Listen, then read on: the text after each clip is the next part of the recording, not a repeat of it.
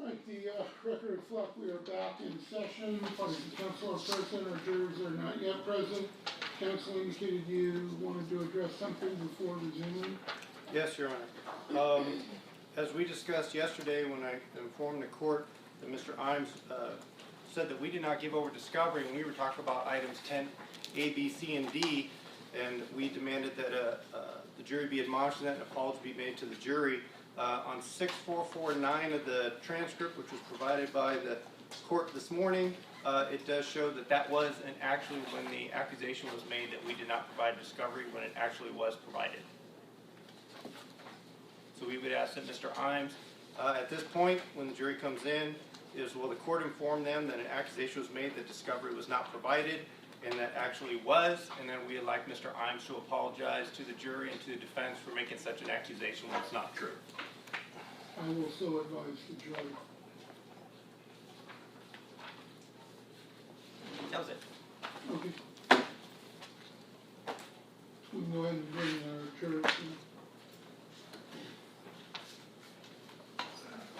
What was the date of the testimony? Yesterday, right before lunch. Okay.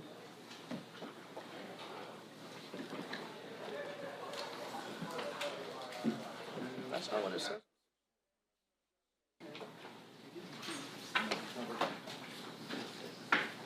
All right, the record reflect we are. Oh, I guess it won't. Once again, the people who are really in charge of run things. All right, you ready now? Yes, sir. Record will now reflect we are back in session. Parties and counsel are present. All members of our jury and our alternates are present. And our witnesses back on the witness stand. And Mr. Imes, you may continue your examination. Good afternoon, Mr. LaRock. Good afternoon. I would like to go back and clarify one other thing. Again, when referring to the accounting spreadsheets that you recovered, it's the fact that you recovered them that is within the scope of your assignment, correct? Argumentative. Second argumentative. Overruled. Can you define recovered, please? Found evidence of on an electronic device. Okay, with that in mind, what was the question? That's within the scope of your duties as a forensic examiner, correct? Yes, I would say so. And I think as we covered, just to refresh our recollection, it's not your place really to interpret the meaning of those documents, just to tell us that they exist, correct? Objection argumentative. Overruled, you can answer.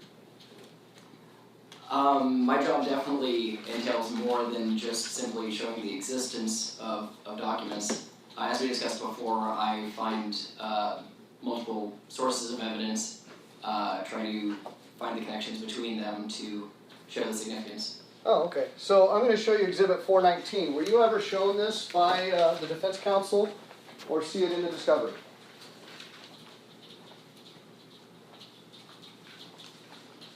Yes, I've seen this. When did you see it? Um, Mr. Jackson, can I have attorney, whatever I am too? Please, thank you. I saw this, I believe last night I saw it first. Oh. So, this isn't, you would agree it's important to provide context to those spreadsheets you found, right?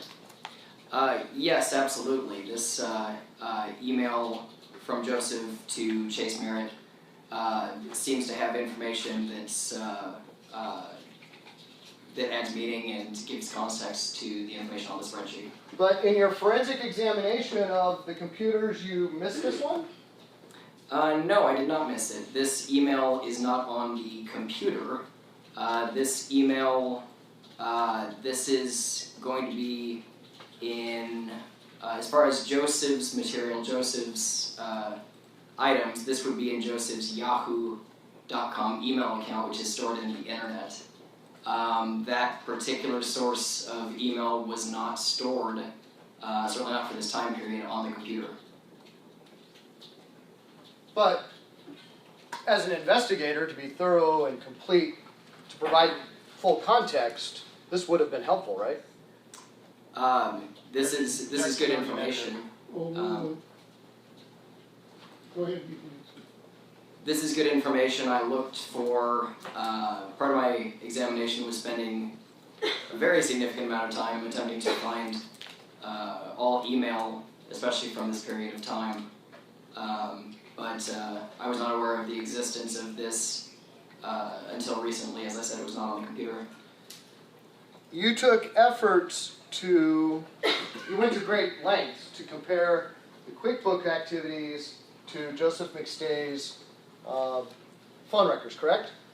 That's true, yes. To the point that you created exhibits and you did a whole presentation of what you called a pattern in your direct testimony, correct?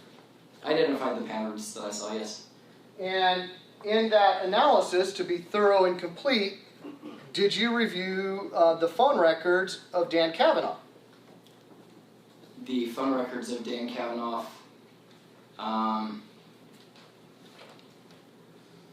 no, I'm not aware of phone records of Dan Kavanaugh. You weren't provided them? I may have been provided those phone records. I was provided a great deal of discovery. I'm not sure if that was part of it. But to give context to the meaning of the QuickBooks activities, you looked at Joe's phone records, but not Dan Kavanaugh's? At the time, I was trying to ascertain whether there was a likelihood that it was Joseph logging into the QuickBooks Online account at the time that these checks were input into QuickBooks Online, and that led me to reviewing the phone records of Joseph. Okay. But let me show you Exhibit 799A that is projected up here. And we've heard testimony previously that these are Dan Kavanaugh's phone records. Do you see those? Okay, I see them. Are you familiar with what the 808 area code is? I'm not familiar off the top of my head. Do you have a device handy in front of you that you could figure that out for us? I have my phone, I could search it. With the court's permission. Objection relevance. Sustained. If you were to learn that the 808 area code is... Objection as to, again, testimony from counsel, assumes facts not in evidence. Sustained. Your Honor, I ask the court to take judicial notice of the United States area Your code Honor. 808 is Hawaii. Your Honor, again, can we approach on this? No. It's a motion to the court to take judicial notice of the records of the United States. Do you have the records to present to the court for him to take judicial notice of? More than happy to. Let's go to sidebar. Okay. Counsel approach. Ms. Rodriguez is coming as an expert witness as well. Perfect, we'll cross-examine her all day. I lived in Hawaii, All right, so. we're done with that.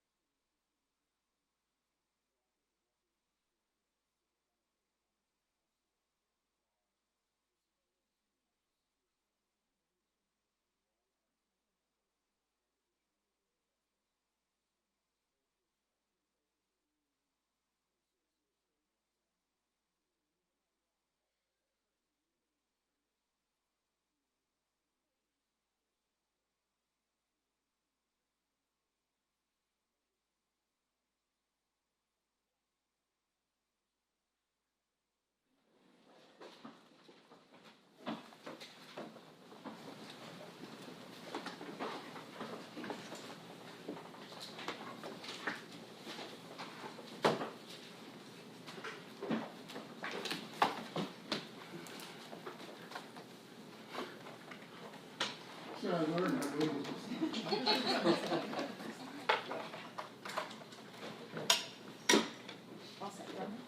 All right, the court will take judicial notice that area code 808 is in the state of Hawaii.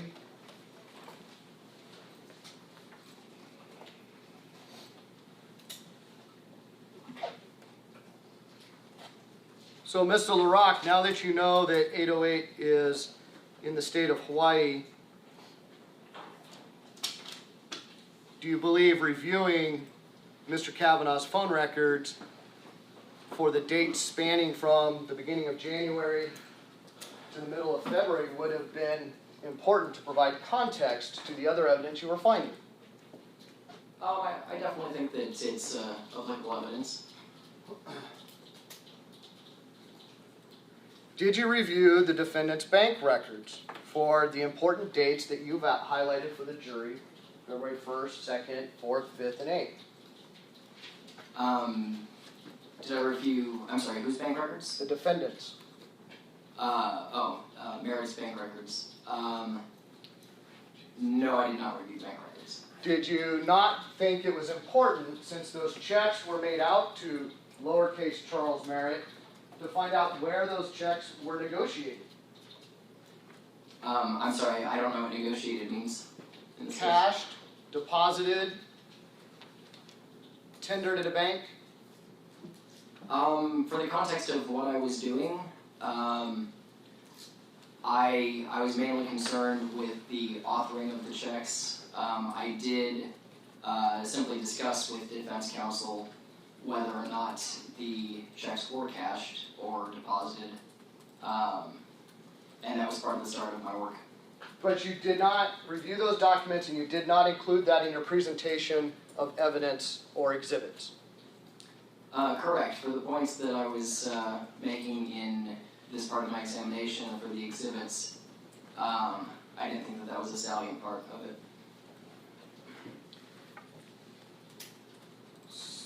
The QuickBook activity on the 4th, did you review the defendant's phone records for that time period? The QuickBooks activity on the 4th.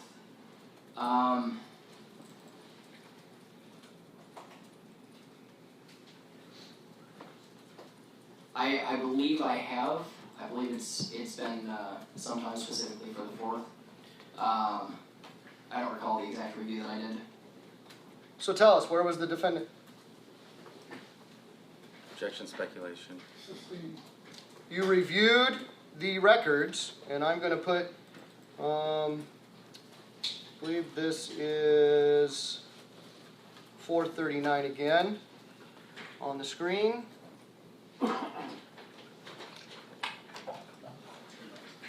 And you were, to provide full context, you noted Mr. McStay's activity on the phone records on February 4th.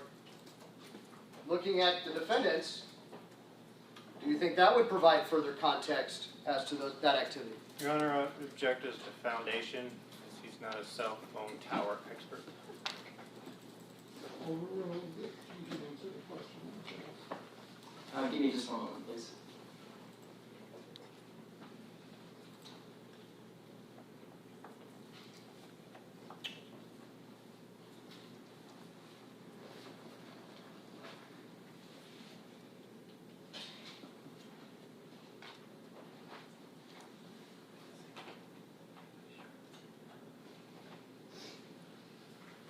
I'm sorry, whose phone records are these we're looking at?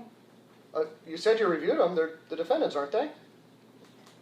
Objection, argumentative. Overruled. It's been, I know it's been some time since I, in detail, looked at these exact records. I see, I'm not as familiar with the columns here. Well, you see the date and time, do you not? Yes, I see the date and time. Show me the 828 phone call.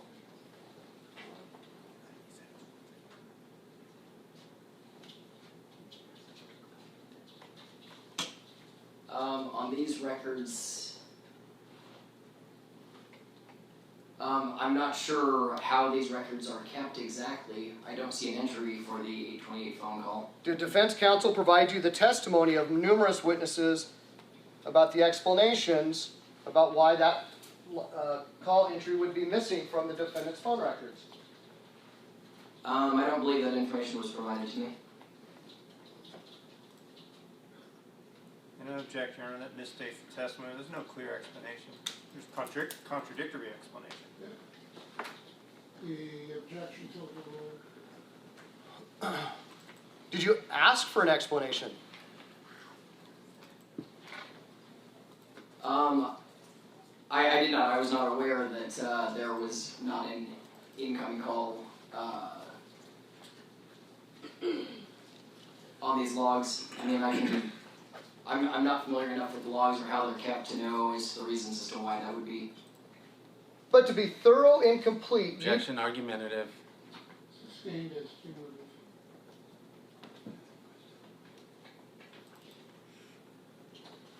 isn't it true you made a point on direct examination to emphasize the 828 phone call using Mr. McStay's records?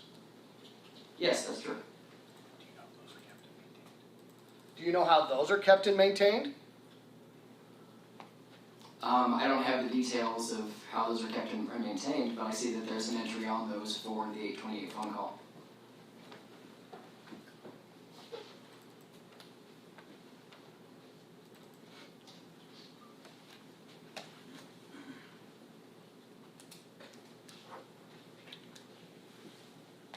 Did you compare the defendant's or the QuickBooks activity logs to the defendant's phone records for February 5th? For February 5th, yes, I did. And what did you find? I found, from recollection right now, that I believe immediately after QuickBooks Online records indicated a check, right after the QuickBooks Online activity on February 5th, that there was a call, I believe, from Chase Merritt to Joseph's cell phone.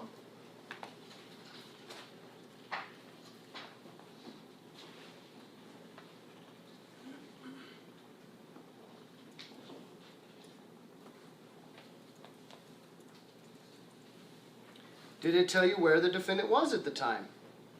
Objection, foundation. Rule, he can answer if he wants. What if he had formed an opinion based on his review of the records?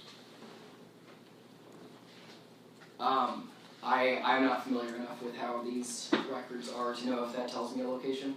You did not choose to include those in your presentation or exhibits for your direct examination either, did you?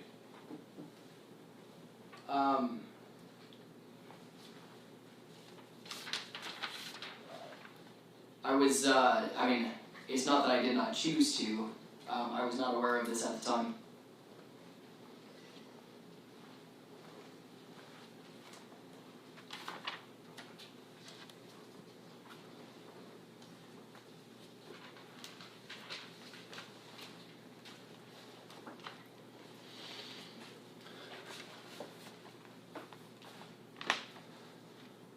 By the way, back to the home network access. In the time from, any of the time you analyzed, did you find any other unknown computers attempting to connect through that network? Yes, I did see evidence of other computers as well. I said unknown computers.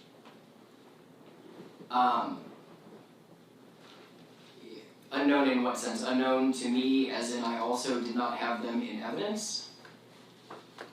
Well, let's start with that.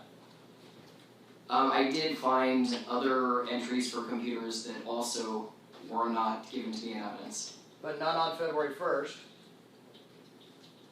I believe that's correct. Not on February 5th.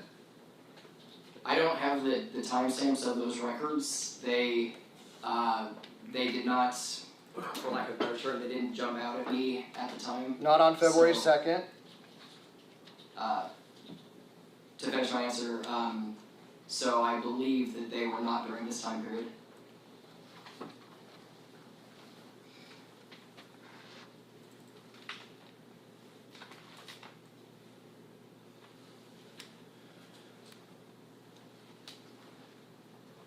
February 8th, can I assume it to be true that you also did not compare the defendant's phone records to that QuickBook activity?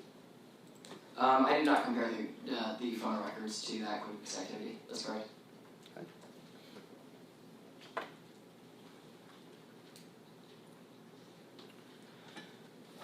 So let's talk a little bit about these PayPal records. You marked as an exhibit a certain set of records, is that true? Yes, that's correct. And that would be, what item was that, sir? I have 4 exhibits in my section 10. They're the original subpoenaed PayPal records that I received, the PayPal records with IP address locations, an example of two examples of the lookups of those locations, and then specifically Dan Kavanaugh's statements as recorded in interviews that Okay. he was. So the exhibit I'm referring to, Objection, Your PayPal Honor. records. Witness was not finished with his answer. I'm gonna objection, move to strike as non-responsive. I asked about PayPal records. If he wishes to further to explain his answer, he can explain his answer. My question, sir, was what PayPal records did you mark as an exhibit? I would like to explain my answer. I'm asking a question. Which PayPal records did you mark as an exhibit? I showed. Oh, which PayPal records did I? 10C, correct? 10C is the original return of PayPal records that I received. So that would be exhibit 1054 for the record. But those are not the ones that you referred to yesterday on the screen. Is that correct? Yes, that's correct. My understanding for that is that the records that was provided were from, I believe, a different subpoena return or a different Okay. section. And so you had never seen the ones that were actually being projected yesterday until yesterday. No, that's not true. What'd you see? I was, my understanding is that the records that were projected onto the screen, which were, again, as I understand it, the records that were testified to by custodian of records for PayPal, my understanding is that those were new records with additional information, and that's what was entered in as evidence as an exhibit. The version that I had, which was an earlier version and contained, I believe, a subset of the same data, was not entered in as an exhibit. And the work you did was based on that original set, correct? That's right. So you had not seen or used the stuff that was used in court yesterday in preparation of your report. Not in preparation of my report. Once I saw the records as the final version of the records that were entered into the court, I did compare the IP addresses and the dates briefly to ensure that they corresponded with the IP addresses and dates that I used during my preparation. But those would be only IP addresses for Dan Kavanaugh, right? I was provided with IP addresses for multiple accounts, but the information that I was originally provided was for Dan Kavanaugh. Only Dan Kavanaugh, correct? Or would you like to review 1054 to verify? Oh, the information from my exhibit is definitely from only Dan Kavanaugh. Thank you. The answer to the question you asked was, I believe I may have received additional records as well at that time. But your presentation of evidence yesterday only dealt with the IP addresses of Dan Kavanaugh, correct? That's correct. So did you intentionally ignore Joseph's IP addresses? Objection, argumentative. Sustained. Were you provided Joseph's IP address activity prior to your testimony yesterday and prior to you preparing the report? Those are two separate questions. I was not provided. Object is compounded. Sustained. Let's keep it simple. You didn't evaluate Joseph's IP address history from PayPal, did you?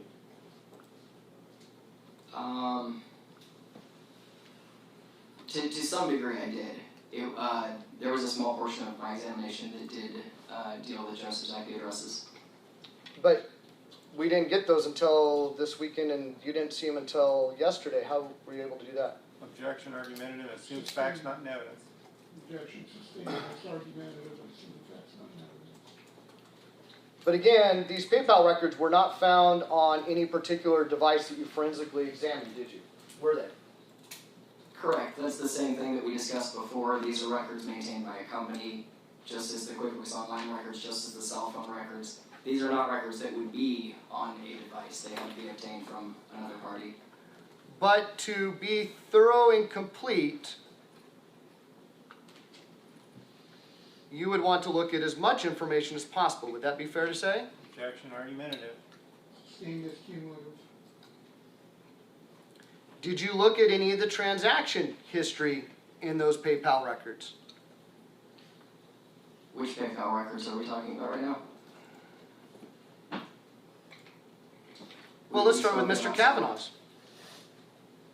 You focused on Mr. Kavanaugh. Let's talk about Mr. Kavanaugh's right now. Okay. Did you look at the transaction history? I did look at it, yes. To provide context, how? I looked through it to see if, I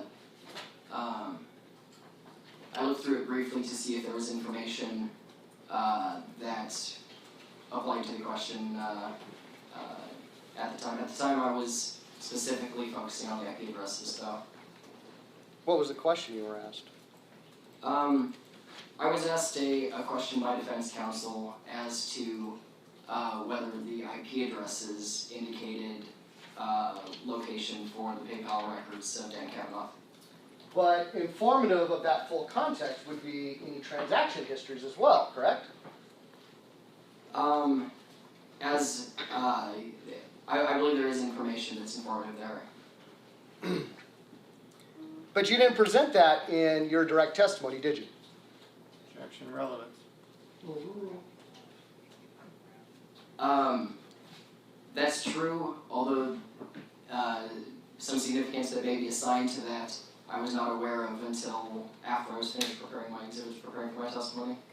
So I'm going to project, what number was the PayPal records marked as? 1020, what was that, Mr. McGee? I think I'm double checking, it's 1021. 1021, thank you.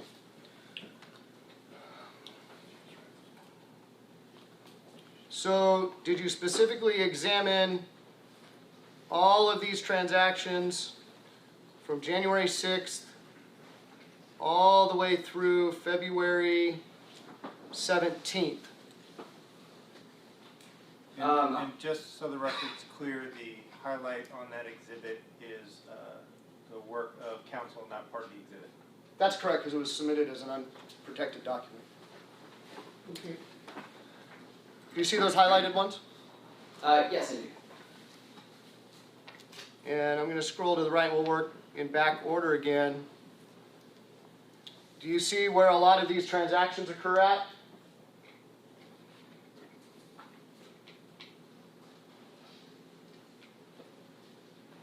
Yes, I definitely see a pattern.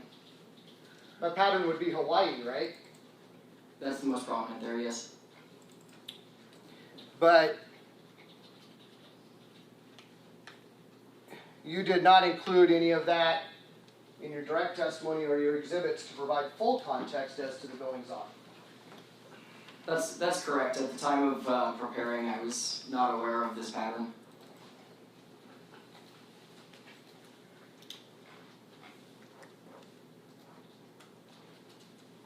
Were you aware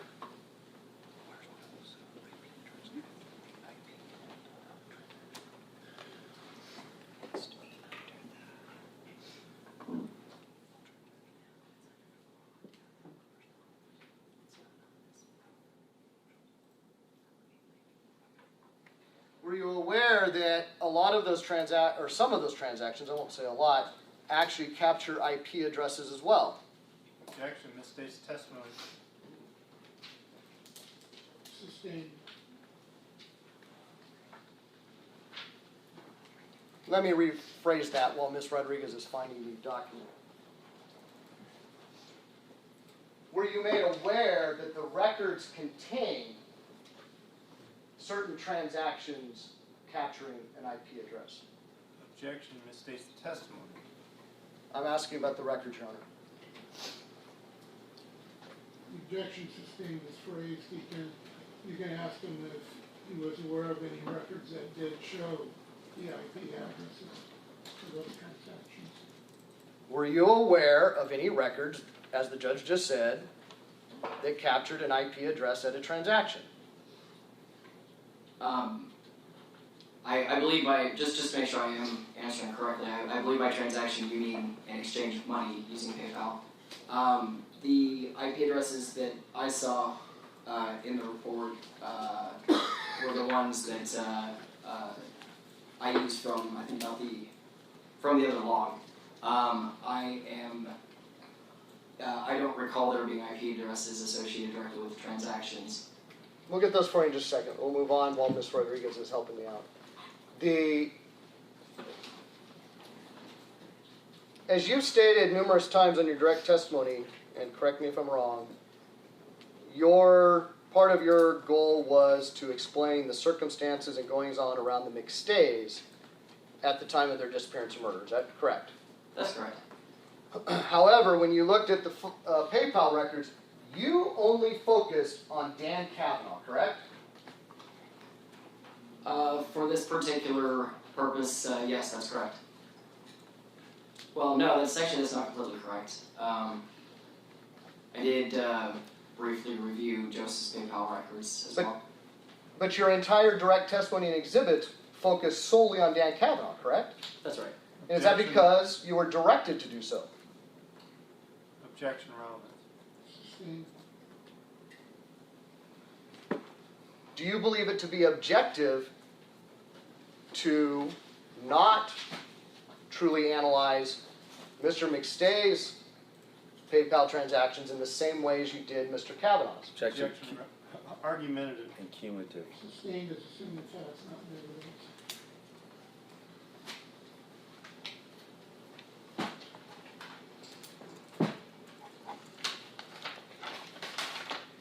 So as you conceded on direct examination, there is no way to verify an IP address location, or whether or not an IP address has changed location association in the time passing since 2010, correct? There's no affirmative way that I'm aware of to absolutely know. What I testify to is that there are methods that you can use to look at context to try to ascertain that information. There is no database that you can search, correct?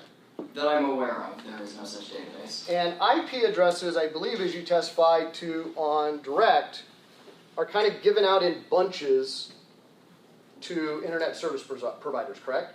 That's right, they're registered for them, yes. And it can be hundreds, if not thousands, of IP addresses, right? Absolutely. And so, for example, they'll be assigned to Cox Communications, Spectrum, Time Warner, all of the different companies that provide internet service, correct? That's right. Even cellular companies, Verizon, T-Mobile, Sprint, etc. Yes, that's right. Okay. Did you attempt to contact any of those service providers to see if they maintained a history of the IP addresses they maintained over a period of time? I did prepare, I did do some work related to that.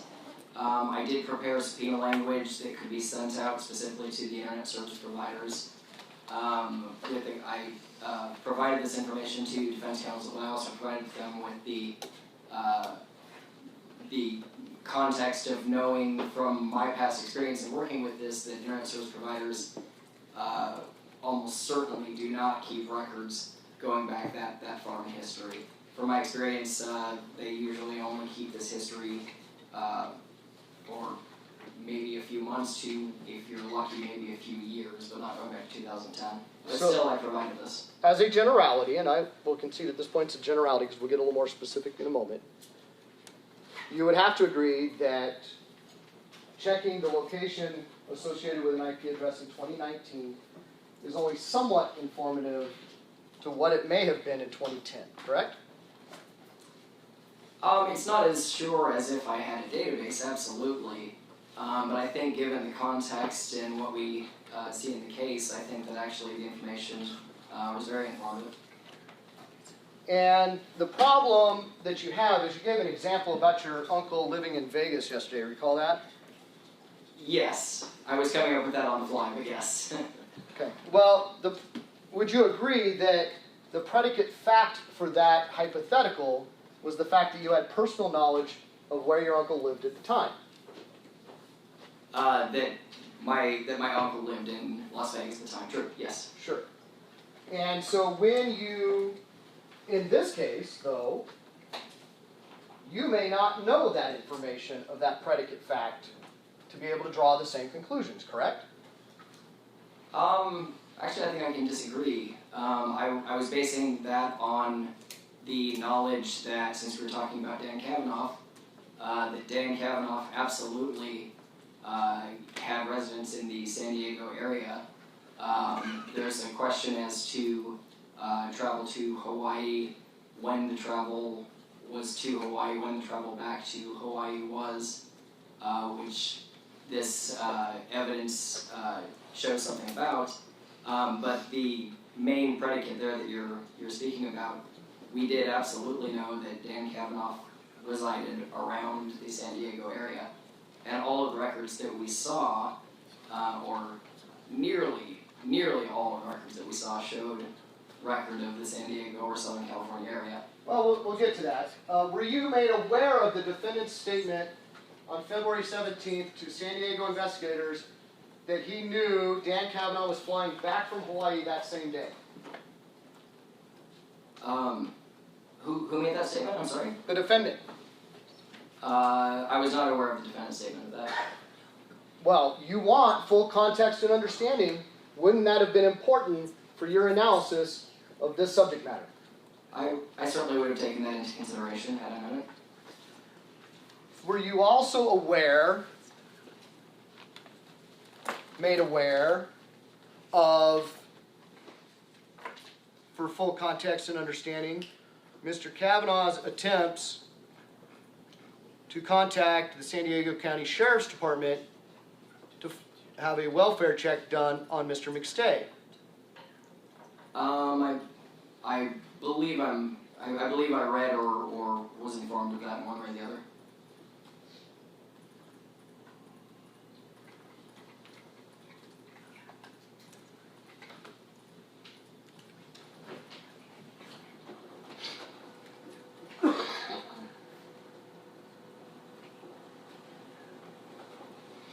Were you ever shown or asked to consider Exhibit 414?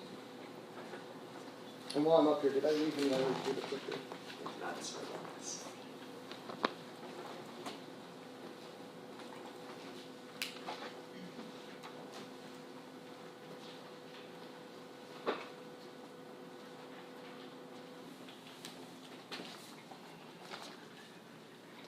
I'm not familiar with this exhibit. So we have seen 414 before. I'm going to project it now.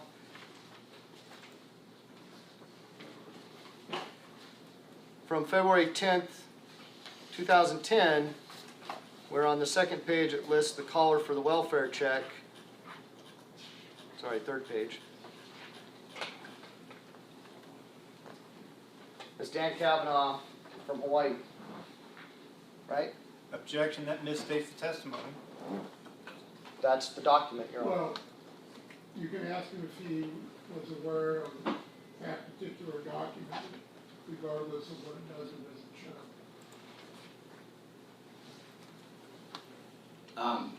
Am I answering? Were you aware of this? Were you aware of it?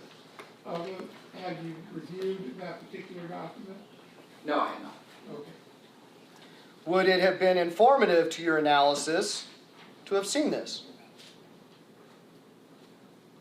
It's certainly information that I would consider. I don't know, since this document is new to me, I don't know much about, what this means. But from the brief context that you've given me, it sounds like it could be informative. Okay. Well, did you check Mr. Kavanaugh's phone records, again, to be thorough and complete Objection asked and answered. on this topic? Overruled on that. Okay.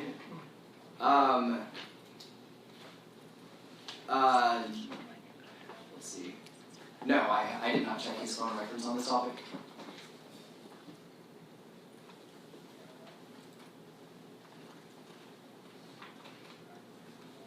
I'm going to show you again, Mr. Kavanaugh's phone record, 7.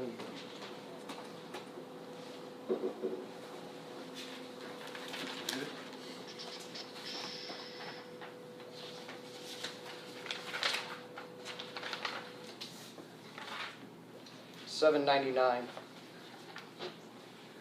Are you familiar with all of those phone calls on February 10th?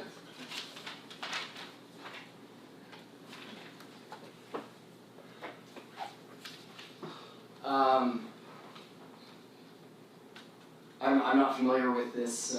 Is this what we were just looking at, the Kavanaugh's cell phone records? It's another page of Mr. Kavanaugh's cell phone records from Exhibit 799. Okay, I'm not aware of these now. If you were to learn that those highlighted numbers are for the San Diego County Sheriff's Department, do you believe that would be informative to your analysis? Objection assumes facts, not in evidence. Sustained. Hypothetically, if those were... Objection, that'd be improper hypothetical without the facts. Sustained. Would you like to dial that number from the stand to see what it rings to? Objection, relevance. Argumentative. Did you do anything to verify that those numbers belong to San Diego County law enforcement? I wasn't aware of these particular records we're looking at, so no, I did not. If they were, that would have been a thorough and complete context to your analysis, would it not? Objection 352. And argumentative. Sustained.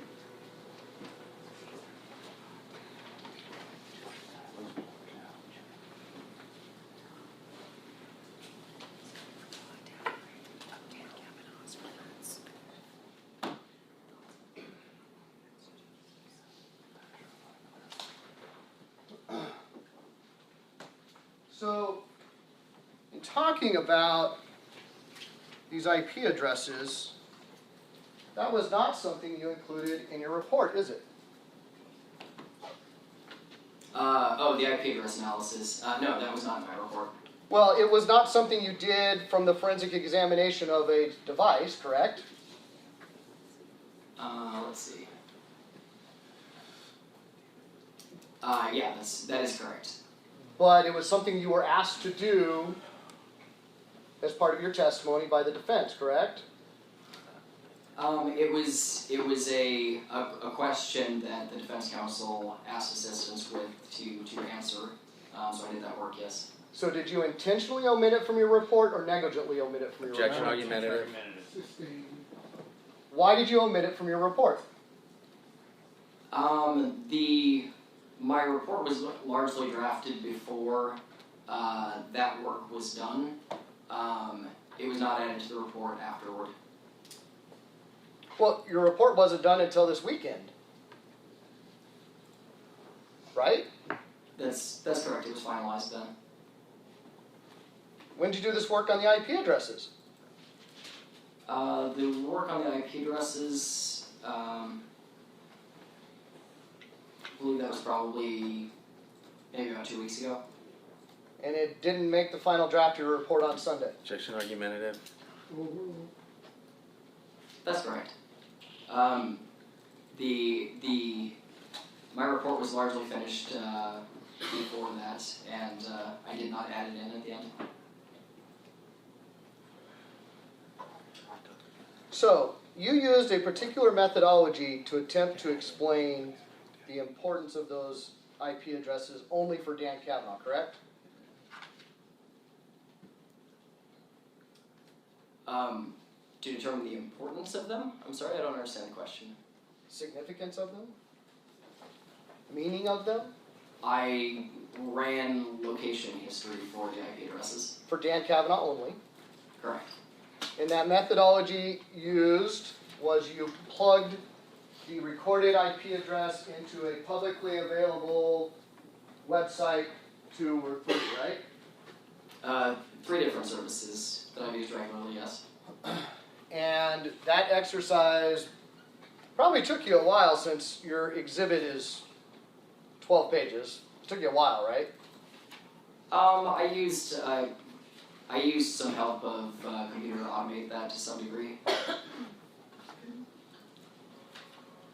You looked at what is my IPaddress.com, correct? That's right. And you looked at IP, the number 2, location.com, correct? Yes. And tool.keycdn.com, correct? That's right. And that experiment, when you do it, you plug in your the IP address, and it gives you a location, Objection correct? argumentative as to the form of the question. Sustained. When you go to that website, and you put in a IP address, it gives you a location, correct? Yes, it gives you some various information, but location is, yeah, It gives you a provider in most cases. that's right. It gives you a location, correct? That's right. It'll tell you whether or not that IP address is dynamic or static, too, correct? To the best of knowledge, yes. To the best of its knowledge. Yes. That's a term we haven't heard yet, so correct me if I'm wrong. A static IP address is one that is, for the most intents and purposes, permanently assigned to a particular company or location or service provider. And Right. it doesn't change. Most often to businesses where they need, for whatever reason, they need to keep the same IP address as opposed to having them change over time. So for example, like the Superior Court of California may own 2 or 3 IP addresses for its technology, and those would be static and never change because they don't want them to change, right? That's right. Okay. A dynamic, on the other hand, is one that can change.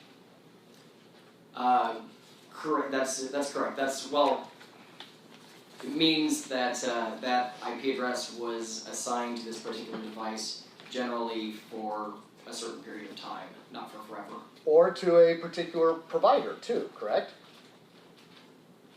Or to a particular provider. Yes. I'm trying to think of an instance in which a provider would be assigned a dynamic IP. I mean, for something like an internet service provider, I would think that they would always have static IP addresses instead of dynamic. None of those websites give you historical data for 2010, do they? Objection asked and answered. Sustained. Did you obtain any historical data from those websites when you ran your IP addresses to create your exhibit? Objection asked and answered. Sustained. Cumulative. So, you created Exhibit 10D, your Exhibit 10D, which is Court Exhibit 1055. You got that? One moment.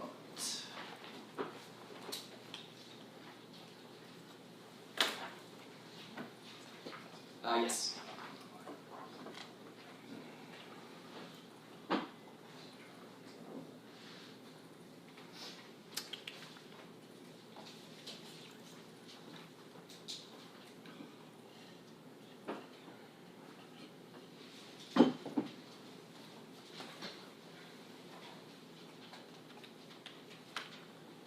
So I'm going to project Exhibit 1055. Sorry, Mr. Jackson, I'm going to turn the lights down again. I'm going to zoom in to make sure we can all read it. Oops.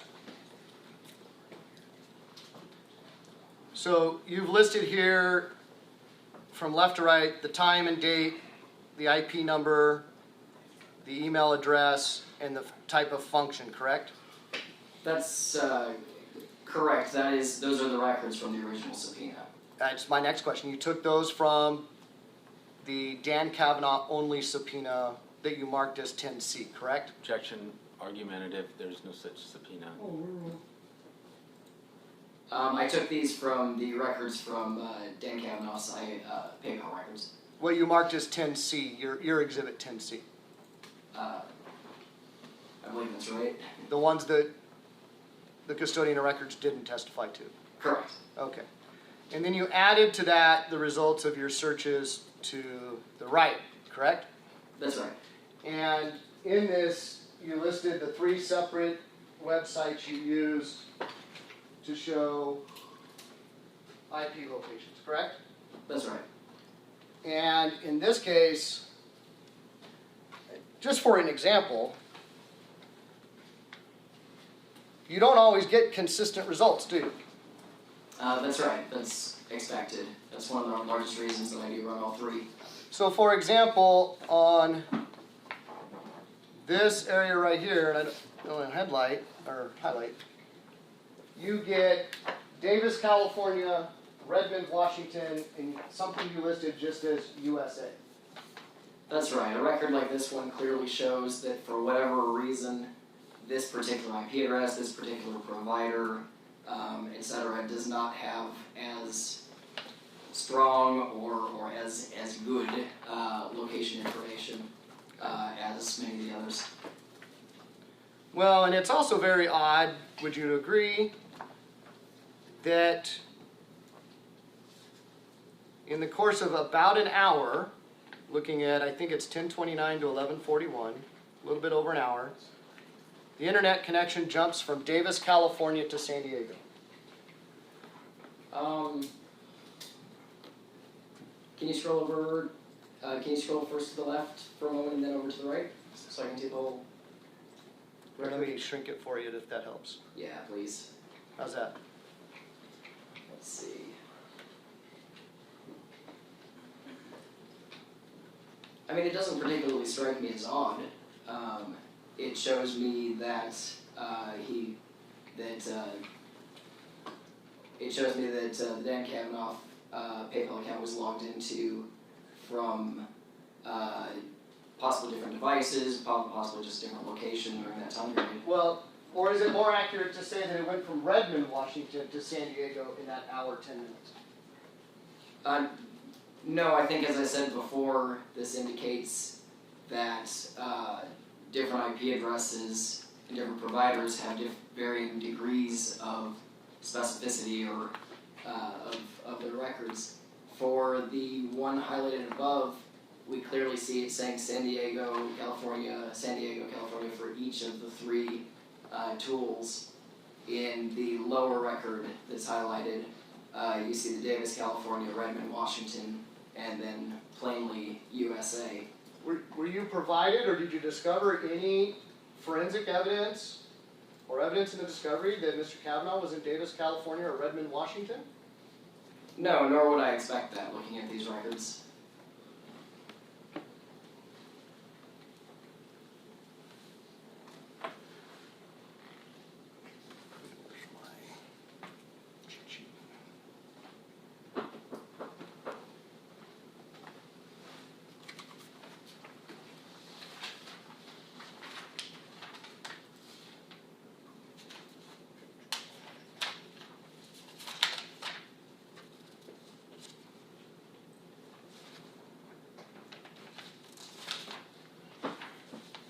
So I wasn't going to cause motion sickness by scrolling through this really fast, so let me get to the page I want to show you.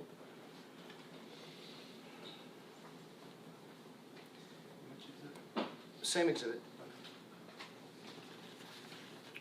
10:55.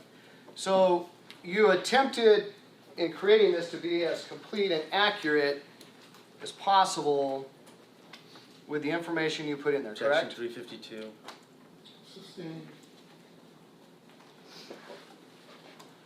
you wanted this exhibit to reflect accurately your work, correct? Yes, it did. Okay, so in this, what's being shown here on this page from June 14th to July 3rd of 2010, you list the same, well, 1, 2, 3 different, roughly 3 different IP addresses that make up the same, that whole list. Yes, let's see here. We've got One ending in 37, one ending in 37, yeah, yes. one ending in 60, then a whole bunch from 205, Bunch of entries, and then and two, then 220, correct? and notably, these are all very similar IP Sure. addresses, so that indicates to me that they are probably from the same provider. Now- And again, different providers have different levels of information. Here in the middle column, you specifically spell out San Diego, California, correct? That I didn't spell out. That's the records that were returned to me from. I believe that's IP2 location. But on the other 2 columns, you just simply write USA, correct? Correct. Again, those were the records that were provided. Now, if we could replicate your work here in court, could we not? Yes. We could run those IP addresses now, right? Yes. So, with the court's permission, I would like to run one of those IP addresses through the 2 websites that simply say, Your Honor, I would object to counsel doing any activity. If he wants to have the witness do it, that's one thing. But I would object as all this is irrelevant. Overruled. so I believe this first result, this is the website you visited, right? whatismyipaddress.com, correct? Yes, that's right. And right now that's showing actually my IP address, right? I believe that's correct. I mean, that's given the purpose of this website. I think it is focusing on your court IP address right now. Well, and it gives me a map and kind of shows me where I'm at, right? That's right. And if I go to the top up here, I can say IP lookup. Is that correct? Yes. And it gives me a box in here to fill in, correct? Yes. Okay. So if I were to run, let's make sure, let's just pick one here. 68.101.158.220. And where's your exhibit? So that would be those right there, is that correct? Yes, that's right. And you listed USA as the location, correct? That's the location that was returned to me. So it scrolls, as you scroll down through it, it belongs to Cox Communications. Says it's likely dynamic in the United States, right? Can you scroll down just a bit so I can see the full record? Yes, that's right. But it gave you latitude and longitude of the location of that IP address, correct? I don't think that's an accurate way of representing this record, actually. It's giving latitude and longitude information. However, from my knowledge of how these systems work, the information that is retained by these providers generally is not actually anywhere near that specific to be able to give latitude and longitude. Do you know how to use Google Earth? Yes, I'm familiar. Did you plug those numbers into Google Earth? No, I did not, specifically because if you scroll down just a little bit further. Oh, you're getting ahead of me, sir. It gives you a map. Correct. Where does it tell you the geographic location is? It's plugging in the latitude and longitude that it has on record. To the best of my knowledge, not being a person who works at IP2, or what is my IP address? latitude and longitude of the United States. So, if you zoom in on this, map, that doesn't reflect the latitude and longitude that is right here? I think a more accurate representation of this is to zoom out all of the way, if you would. Zoom out until you can see the entire United States. You'll notice that that's a location for directly in the center of the United States. Oh, you think that's directly the center of the United States, huh? Objection, argumentative. What did you base that opinion Just a on? minute, the objection sustained on, as argumentative, also sustained on relevancy grounds and evidence code 352. Well, you're relying on this record to convey to the jury the potential location of an IP address, correct? Objection, McStay, well, Overruled. I'm relying upon the location information which is provided, and I know that from how these systems work that the latitude and longitude here is not necessarily part of that detailed record of the location. So these records you're saying are unreliable. No, that's not what I'm saying. I'm saying that if you read these records for as they are intended to give the region to the best of the knowledge of the providers. And in this particular case, as we saw before, it's very clear that for these IP addresses, these providers did not have a very good understanding as to the location, which is why it's simply listed as the United States of America. So when it's giving a latitude and longitude, the idea is not for me to take that as a specific exact location. It is giving me, again, the latitude and longitude of the United States. But you're willing to accept that when it says San Diego. When I see a consistency, especially among all three providers, showing San Diego or the San Diego area, that to me is a much better confirmation of the location. But in this case, you did not have that, correct? You had 2 out of 3 that were giving you what you're calling unreliable information. Objection as to this. Objection sustained as assuming facts not in evidence. And counsel is referring the witness to a different time period and a different. The objection sustained.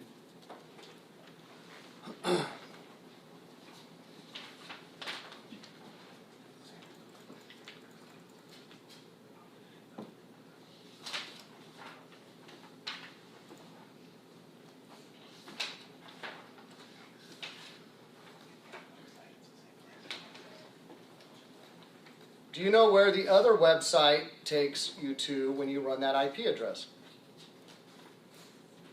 I know from my exhibit and from reviewing my recollection that IP2 location gave San Diego, California. Certainly when I ran it, it did. And the tools.keycdn.com also gave USA for that particular IP address. I think it's really important to realize that we're looking at a small section of this entire chart as opposed to the entirety of the chart. Well, but there's numerous locations on your chart where you just simply list USA and have no detailed information, correct? Well, that is true. Percentage-wise, that is a small percentage of the records. And of course, you did not do this for Joseph McStay's records, correct? Correct. That was not part of the work that I was doing at this time. But you were tasked with, Objection asked and answered, Your Honor. but weren't you tasked with investigating the circumstances surrounding Objection the cumulative. disappearance and murder of Objection the cumulative. victims? The objection sustained is argumentative and cumulative. Did you run any of the McStay's IP addresses?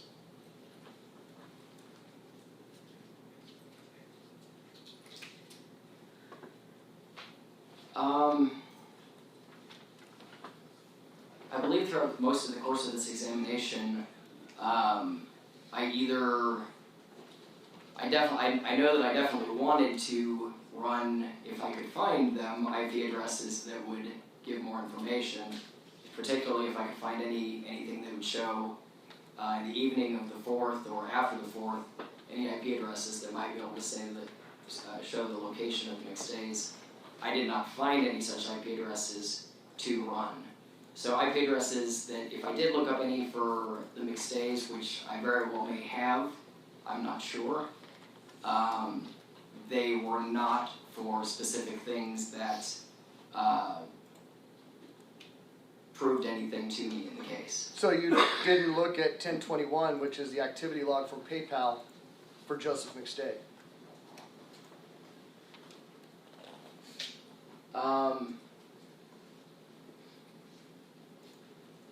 I believe I did look at this. I did not run these IP locations, though. Again, to my knowledge, though, I had plenty of other evidence that I'd reviewed at this point that showed me where the location of the McStay's was. So if we were to run this IP address from late January, early February of Joseph McStay's activity, where do you think it shows up?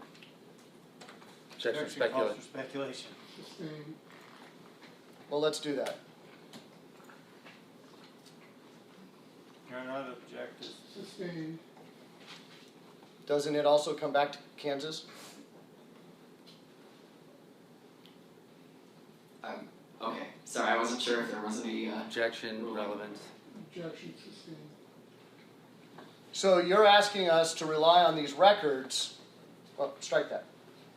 Do you have any evidence to show that Joseph McStay was somehow connected with Kansas in late January, early February of 2009 or 2010? Objection, relevance. states as testimony. The objection sustained as assumed facts, not in evidence.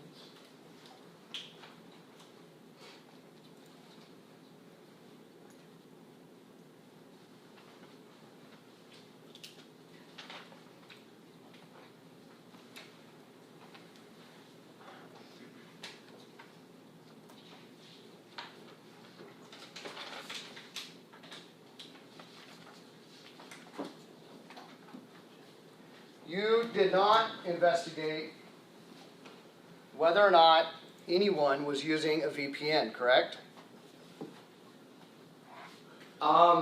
I definitely took that into consideration. Actually, I absolutely did. I looked Objection, in. non-responsive, move to strike. Overruled. Explain this answer. I looked in interview records for Dan Kavanaugh to try to ascertain if there was evidence to show that. Your Honor, non-responsive, move to strike. May we approach? Objection. Well, Yeah. You can explain his answer. Yes. well, at that point it sounded like he's about to give, relate hearsay of an interview, so. Your Honor, Objection sustained as to Yeah. that. Your Honor, can we approach on that?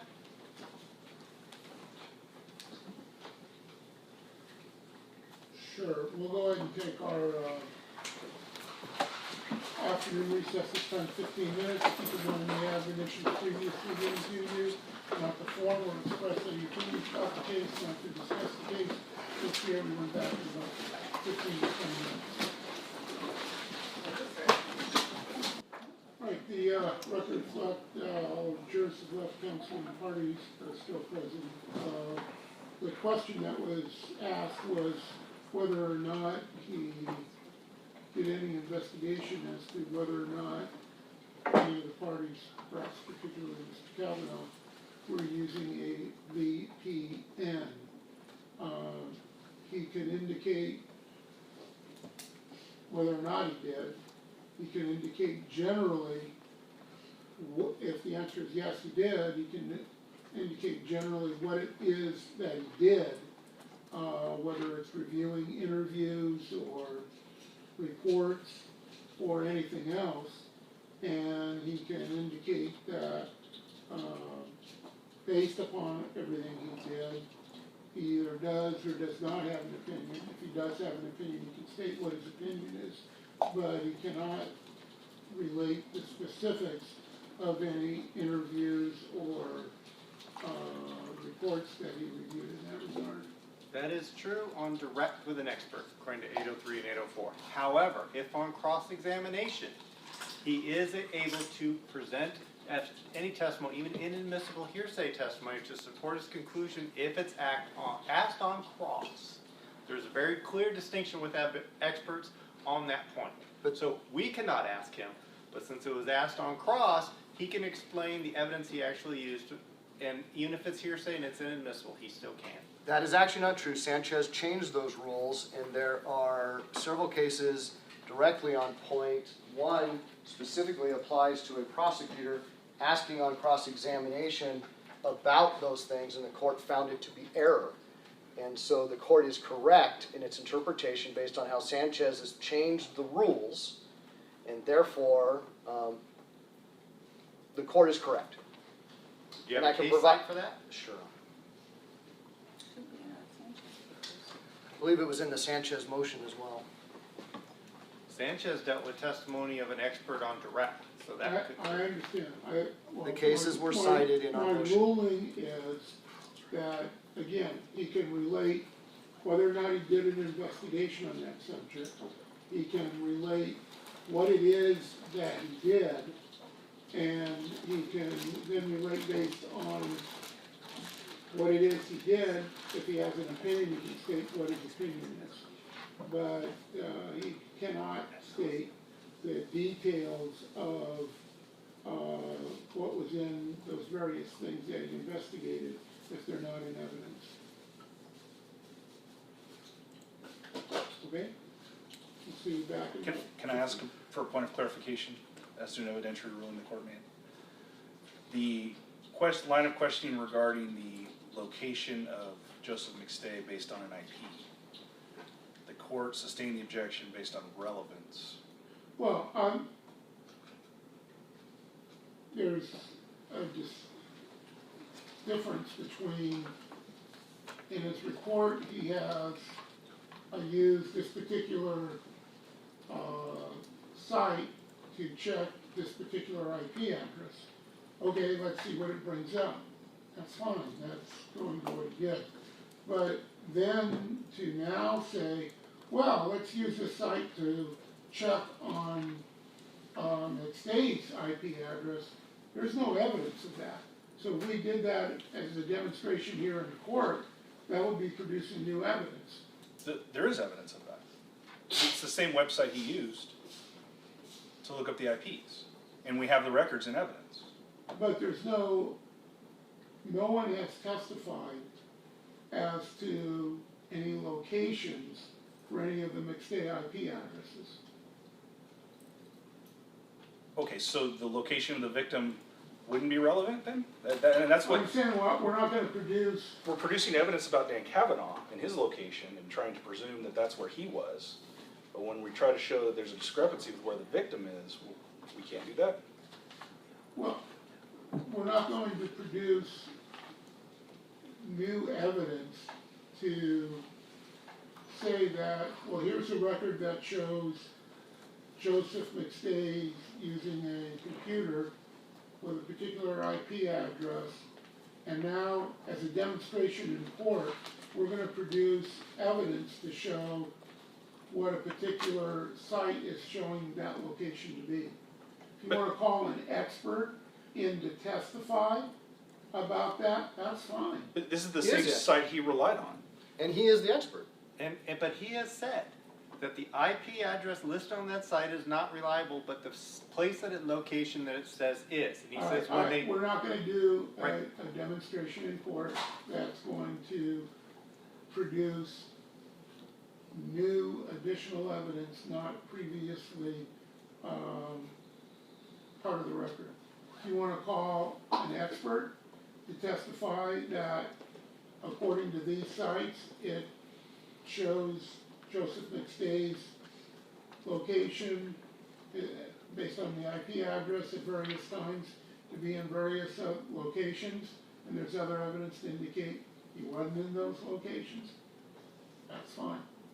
But to make it clear, the records aren't showing McStay's address is in Kansas. It's showing exactly what he testified to. If it only shows USA, then these sites pick, and it's actually the same coordinates, because I pulled them all up, and it's in the center of the USA in Kansas. They all pick the exact same location, saying, this just represents USA, which is the only detail we have. Not the next one. Next one says San Diego. If you wanna call an expert to testify about that, you're more than welcome to do so. But we're not gonna do an in-court demonstration to produce new independent evidence. The citation for the court is People versus Malik, M-A-L-I-K, 16 Cal 5th, 587, on the cross-examination issue. Thank you. Okay? You can take a break. Thank you.